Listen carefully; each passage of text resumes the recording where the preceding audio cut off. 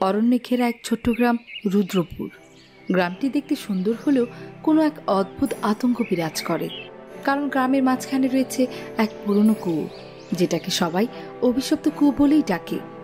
একবার শহর থেকে ছুটিতে গ্রামে বেড়াতে আসে রিদওয়ান নাসির চাচার একমাত্র নাতি। বাবা মা মারা যাওয়ার পর থেকে সে শহরেই থাকতো। এই প্রথম সে গ্রামে এলো। দাদা, তোমাদের গ্রামে তো বেশ উন্নতি হয়েছে দেখছি।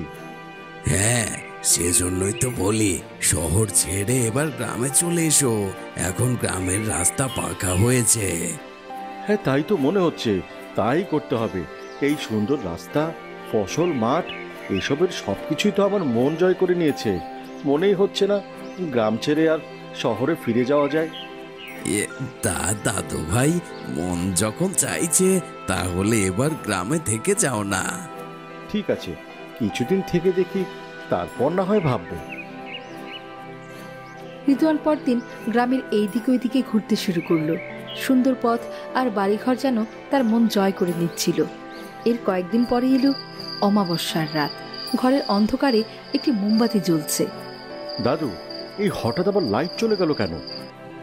দাদু ভাই, আজ অমাবস্যা, তাই আজকের রাত এভাবেই থাকবে। কেন দাদু, আজ কি কোথাও কোনো বড় অনুষ্ঠান হচ্ছে যে গ্রামের সবাই লাইন বন্ধ করে দিয়েছে? গ্রামের লাইন বন্ধ করেনি কেউ, সবাই নিজ নিজ বাড়ির লাইন বন্ধ করে রেখেছে। এটা কেমন কথা? এসব কুসংস্কার তোমরা এখনো বিশ্বাস করো? দাদু ভাই, এসব কুসংস্কার নয়, এটা সত্য। কালকে তুমি বাড়ি থেকে বের হইও না। কেন দাদু, বাড়ি থেকে কেন বের হব না? কতদিন পর গ্রামে এলাম। তুমি তো বলেছ গ্রামটাকে ঘুরে দেখতে, আর আমার তো এখনো গ্রামটা দেখা শেষই হয়নি। না, যদি কালকে বাড়ি থেকে বের হও তাহলে পরের দিনই আমি তোমাকে আবার শহরে পাঠিয়ে দেব। রিদওয়ানকে কঠোরভাবে নিষেধ করে তার দাদু, কেননা সে জানে প্রতি অমাবস্যায় গ্রামের কুয়ো থেকে এক দানব উঠে আসে, আর সে একজন একজন করে ধরে নিয়ে যায়। কিন্তু দাদু, কেন সেটা তো বলবে। এরপর সে রিদওয়ানকে সবটা বলল। এমন কথা শুনে রিদওয়ান হাসতে শুরু করলো। এই যেন তার কাছে মজার এক রূপকথা।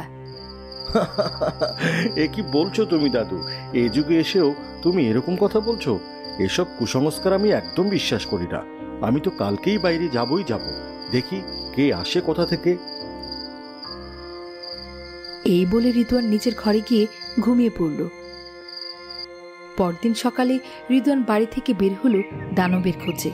কিন্তু গ্রামের পরিবেশ আজ একদমই অন্যরকম।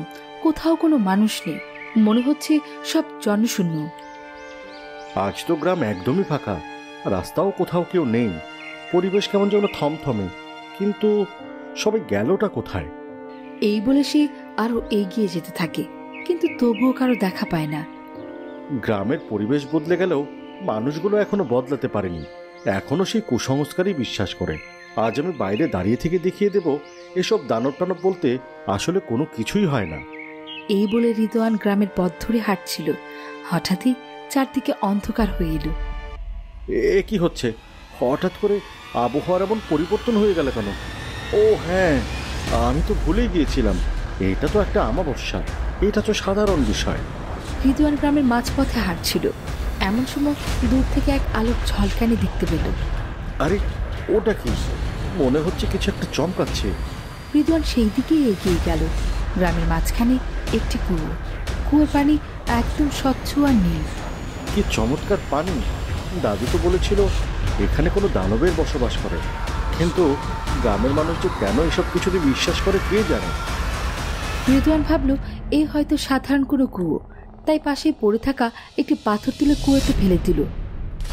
হঠাৎই কুয়ো থেকে দুটো পাথর বেরিয়ে এলো। এ কি? কুয়া থেকে পাথর কিভাবে বেরোলো? রিদওয়ান আবারও পাথরটা তুলে কুয়োতে ফেলে দিল। এইবারও দুটো পাথর বেরিয়ে এলো। এ কি হচ্ছে? না, এসব তো রূপকথার গল্পও সম্ভব না।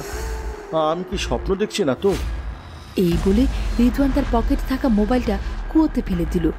একইভাবে কুয়ো থেকে দুটো মোবাইল বেরিয়ে এলো। না, এ হতে পারে না। এই কুয়া থেকে সবকিছু দ্বিগুণ দ্বিগুণ করে বেরিয়ে আসছে কিভাবে? হঠাৎই কুয়ো থেকে এক দানব উঠে এলো। তার মুখে ছিল হাসি। রিদওয়ান তাকে দেখে ভয়ে পেছনে সরে গেল। কে তুমি? কে কে এখানে? তুমি এখানে কি করছো? এই প্রশ্ন তো আমি তোমাকে করব। কে তুমি? এখানে কি করছো? না না, এ আমি স্বপ্ন দেখছি। এটা হতে পারে না। দানব দূত এসব রূপকথার গল্প হয়, কিন্তু ভয় পেও না, আমি তোমার কোনো ক্ষতি করব না। আমি তোমাকে সাহায্য করব। সাহায্য? কিসের সাহায্য? এই কুয়ো আমার বসবাসের জায়গা। এটা জাদুর কুয়ো। তুমি যদি এতে কিছু ফেলো তবে তা দ্বিগুণ হয়ে যাবে। আমার কিছুই চাই না। আমার ওসব কোনো কিছুর প্রয়োজন নেই। এই শুনে হঠাৎই দানবের চেহারা পাল্টে গেল। হাসি মুখ থেকে তার মুখটা হঠাৎ রাগী হয়ে গেল। কি বললি তুই? আমার থেকে তুই সাহায্য নিবি না? তবে দেখ তোর কি অবস্থা আমি করি। এই বলে দানব রিদওয়ানকে কুয়োর মাঝে ফেলে দিল। রিদওয়ান কোনো মতে একটা গাছের ডাল ধরে সেখানে ঝুলে আছে। এইদিকে দানব রিদওয়ানের রূপ নিল। আমি এখন তোর জায়গায় গিয়ে থাকি, তারপর এক এক করে সবাইকে নিয়ে এসে কুয়োতে বন্দি করব। এরপর দানব রিদওয়ানের রূপ নিয়ে বাড়িতে ফিরে গেল। তার দাদু তাকে দেখে বলল, কোথায় গিয়েছিলে দাদু ভাই? তোমাকে তো নিষেধ করেছিলাম বাড়ি থেকে বের হতে। আরে যাও তো, আমি এখন অনেক ক্লান্ত। তুমি আমায় কোনো বিরক্ত করো না। তার এমন কথা শুনে দাদু কিছুটা অবাক হলো, কেননা সে কখনো এমন ব্যবহার করেনি। এইদিকে আসল রিদওয়ান গাছের ডাল ধরে কুয়োর মাঝে ঝুলে আছে। হে, কি হয়ে গেল? তার মানে দাদু ঠিক কথাই বলেছিল, এই কুয়োতে সত্যি এক দানব বাস করে। হঠাৎই সে দেখল কুয়োর মাঝে এক গোপন জায়গা, যেখানে এক সাধু বাবাকে দেখা যাচ্ছে। রিদওয়ান কোনো মতে নিজেকে সামলে নিয়ে সেখানে পৌঁছালো। আপনি কে? আর আপনি এখানেই বা কি করছেন? এই কুয়োর মাঝে এত গুপ্ত জায়গায় আপনি থাকেন কিভাবে? কে তুমি, আর এখানে কেন এসেছো? আমি কে তা তো আপনার জানতে হবে না, বরং আপনি আপনার সম্পর্কেই বলুন। আপনার এই দানবের সাথে কিসের সম্পর্ক? আমার কোনো সম্পর্ক নেই। সম্পর্ক নেই? তাহলে এই অদ্ভুত কুয়োর মাঝে আপনি একটা দানবের সঙ্গে কিভাবে থাকছেন? অনেক বছর আগে এই কুয়োর পাশে এক ছেলে পানি তুলছিল। তখন আমি পাশ দিয়ে যাচ্ছিলাম। পানির পিপাসা লাগায় ছেলেটাকে পানির জন্য বলেছিলাম, কিন্তু সেই ছেলে ছিল অহংকারী, তাই সে আমাকে সাহায্য করেনি। কিন্তু তার সাথে আপনার এখানে থাকা আর এই দানবের সম্পর্কটাই বা কি? এই দানবই সেই ছেলে। আমি তার অহংকার ভাঙাতে তাকে অভিশাপ দিয়েছিলাম, যেন সে দানবে পরিণত হয়ে যায় আর সবাইকে সাহায্য করে। কিন্তু কি? অভিশাপ উল্টে যায়। এই দানব সবাইকে সাহায্য করতে থাকে, কিন্তু যখন কেউ তার সাহায্য নিতে অস্বীকার করে তখন এই দানব তার বিপরীত রূপে চলে যায়। এই দানব থেকে মুক্তি হওয়ার কি কোনোই উপায় নেই? আছে। এই কুয়ো ভেঙে ফেললেই ওই ছেলে মুক্তি পাবে, কিন্তু গ্রামের মানুষ এত ভয় পায় যে কেউ এই কুয়োর ধারের কাছেও আসে না। আমি ভাঙবো এই কুয়ো। চলুন চলুন, উপরের দিকে চলুন। এরপর রিদওয়ান আর সাধু বাবা কোনো মতে লতার সাহায্যে উপরে উঠে আসে।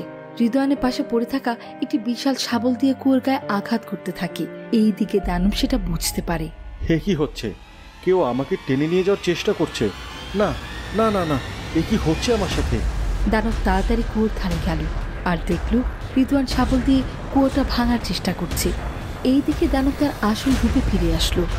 এ কি করছো তোমরা? ছেড়ে দাও আমার কুয়ো। আমার কুয়োর কোনো ক্ষতি করো না, আমি তো তোমাদের সাহায্য করব। না, ওর কথা শোনো না তুমি। এই কুয়ো চিরদিনের জন্য গুড়িয়ে দাও। সাধুর কথায় রেগে গিয়ে দানব তার দিকে এগিয়ে গেল। তুই আমার সঙ্গে এত বছর থেকে এখন আমার কুয়ো গুড়িয়ে দিতে চাস? এটা তোমার ভালোর জন্য। আজ আমি তোদের কাউকে ছাড়ব না, সবাইকে এই কুয়োতে বন্দি করব। এই বলে দানব সাধুর দিকে হাত বাড়ালো। তখনই শাবলের আঘাতে কুয়োটা ভেঙে গেল। দানবের শরীর থেকে বেরিয়ে এলো এক সাধারণ ছেলে। এই দানবের জীবন এখানেই শেষ। তুমি এখন থেকে মুক্ত। আমি কে? কোথায় আমি? চলো, তুমি আমার সঙ্গে চলো। রিদওয়ান তাকে নিয়ে নিজে বাড়িতে ফিরতে গেল। হঠাৎ করে পেছন ফিরে দেখল সেই সাধু উধাও। রিদওয়ান বুঝতে পারল দানবের সাথে সাথে সেই সাধুও চিরদিনের জন্য শেষ হয়ে গিয়েছে।